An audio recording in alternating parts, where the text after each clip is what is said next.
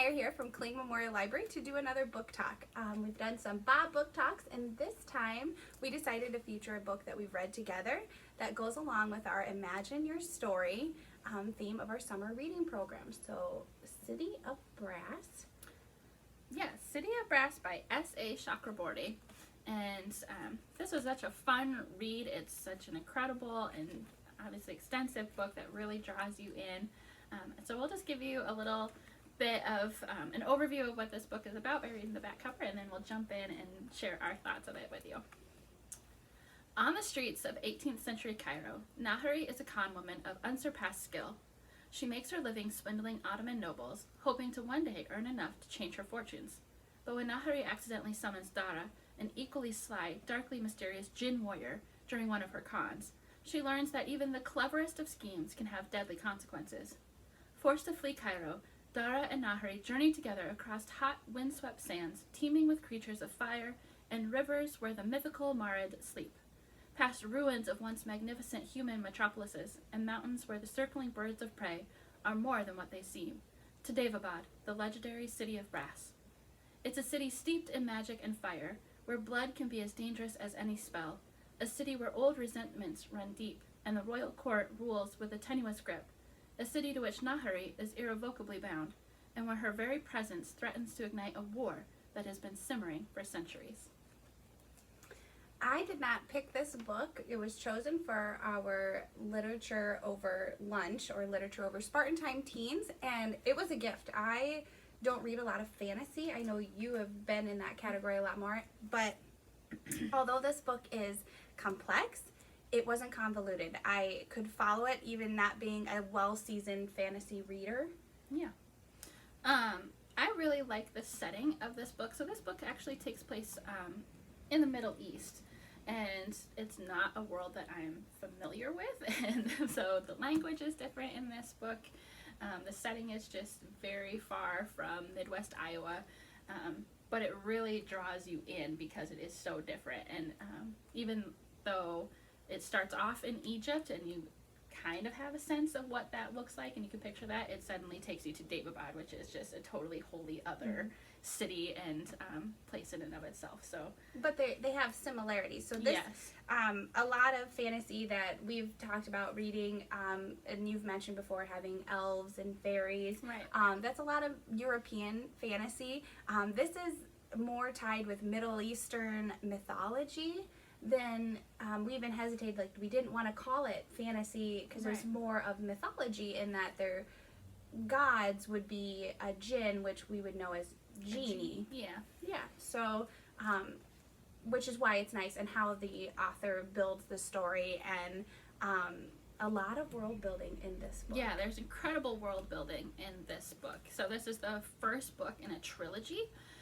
The third book actually just came out on Tuesday. So we're kind of going back to the beginning talking about this, but it's just so incredible because there is so much world building that goes onto it, into it, that it really draws you in from the start. Yes. So when we say world building, it's not that it starts off slow, and I mean you're in it. This book is very steady. Let's start with Nahari. All right. So Nahari, like the back says, she's a con woman, and she's living on the streets of Cairo.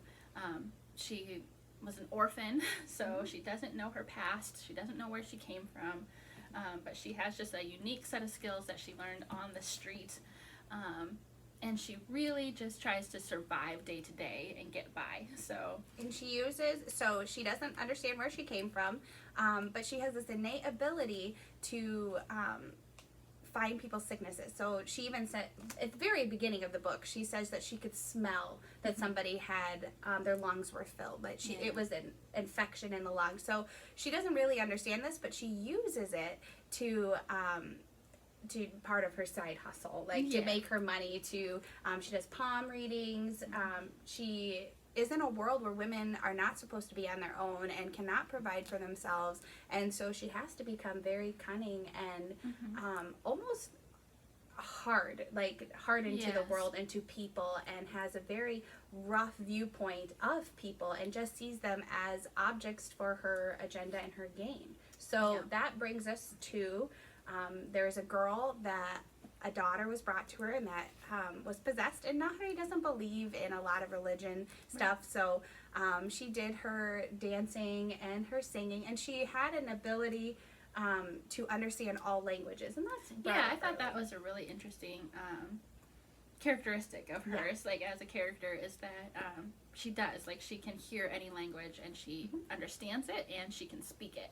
Yeah. So and she uses that too. So like during her cons and stuff, when she's hearing people from the Ottoman Empire, like she shouldn't know that because she speaks Arabic, but she understands what they're saying and what they're talking about. So she can also use that to her advantage in her side hustle. But yeah, during this ceremony, this ritual where they're trying to heal this girl, she starts just singing this song and speaks this language that she doesn't even realize is a real. Thinks it's made up. She just thinks it's made up to her. Yeah. But it ends up conjuring things that she didn't realize. Yeah, she conjures the djinn warrior, Yes. Dada. And he explains to her that who she is, can't understand how she's done this, but you learn pretty early on that he knows who she is and where she came from. Yeah. And so he takes her on this journey. There's, I can't remember what they're called, but there's creatures that come out to attack them while they're trying to escape Cairo. Yeah, like these, well, there's the Ifrit Mm-hmm. that attack them, and that's another kind of mythical creature in this world. And then, whatever it's called. They're almost like zombie-esque. Yes, they're like they can ghouls raise the or- dead. Yes. And they use the dead. Mhm. So it's a little bit, Yeah, it's a little gory, it's a little gruesome. It Yeah. doesn't go into like great detail, so you're not like grossed out by these things, but at the same time, you really just get creeped out by it enough that you're like, it keeps the action on pace. it does, and that's right in the beginning. So you're Right. hooked. They build the scenario, and now you're going to another world. So her and Dara travel, Yes. and they make it to Daevabod. Don't they travel by like magic carpet or something? Yes, Yeah, there like, is a magic carpet. Yes. So They get to Daevabod, and that's where we meet another character. yeah, so once they get to Daevabod, it's this huge city known as the City of Brass, and it's full of these magical beings known as djinn, and it is ruled by one tribe called the Gazani. Yep. And so then we start meeting the royals and kind of the nobles of this palace, and then we meet Alizade, or Ali, and he is a prince, not the heir to the throne, but he is the second son of the king, and he is kind of the captain of their guard. So we're introduced to him, and Nahari. They're very loyal to each other. Yes, they become bonded in a way. Like, it's not necessarily, they kind of toy with a romance, but it's not really their relationship. Theirs is really one of kind of mutual respect and intrigue and interest. And yeah, Ali has his own characteristics that really define him. So I did not I liked Dara right away. He's a very complex. He's a djinn warrior with a history. But when I met deep history, and it's conflicting, and but Ali took a minute for me because he's head of the guard, but he's very I want to say more tender-hearted. So his loyalties are. He doesn't consider himself being a betrayal, but he sees people for who they are. He doesn't see them for their class or for their race. He sees people, he sees a need, and he wants to fill it. And that goes against his position in his family. Yes. Because he doesn't necessarily think that only the royals matter at all. Right. And or that, only certain tribes matter above other tribes, yeah. like his father and his brother do. Yeah, and so his character, and then you've got so more of a bleeding heart. I'd say he has a bleeding heart, and he's very loyal to his beliefs. But then he's also very religious, and he's around a lot of religious fanatics that he believes in the truths of the religion he is following, but not to the point of being a fanatic. So he dances that line. So he doesn't fully belong in the harsh world of his royal family, and he doesn't really belong in the strict world and of the religious fanatics he's a part of.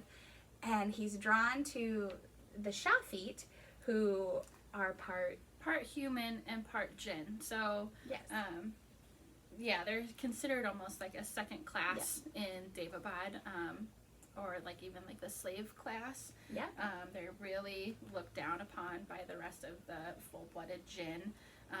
Really have no value. They're traded as slaves in this city. So there's just a lot of complex issues in this book that are addressed, but at the same time, they aren't hard to understand, and they don't feel like, you can see how they parallel issues in today's world, but at the same time, it feels enough removed that you can just read the story and enjoy that part of the story, and you can see how their characters interact with each other, with the Shavit and the, Nahari coming from the human world and seeing these people who look like her, and being treated so poorly. And she, so we're kind of giving you a gift by showing you this book, Yeah. while we know that the second book and the third book are out, because full disclosure, you're gonna put this book down and you're gonna be like, okay, where's the second one? Because it leaves you on like A huge cliff. you can't just literally Yeah. you can't just read this and not get the second one. Whatever your opinion is about this book, you're gonna need the second book and then the third book. Yeah. They're really good, but like you said, they hit those hard topics, hitting issues. Yeah. You've got the racial tensions, you've got Class tensions. Yeah. And then there's also all the political maneuvering Yeah. within the palace, because you have like the king's counselors talking, and like the royal viziers, and then the brothers and siblings of the king, and Prince Alizade, who are also kind of trying to work their own agendas. So family dynamics family within dynamics. politics. Mhm. Yeah. So it's good. There's so much to unpack in this book, but it's so good. It's so good. And don't be afraid of fantasy, because like I said, I'm not a fantasy reader, and this was good. Don't be afraid of, I can't understand it, because there's not a lot out there on Middle Eastern culture or mythology in our books, and that maybe you've read a lot. But this, you don't have, it's so well explained, and it draws you into the world, and it builds the world. Like I said, it's complex, but you won't get lost in it. Right. So, I agree with that. it's very good. It's very good. So check it out. Also, it's Lindsay and I should share.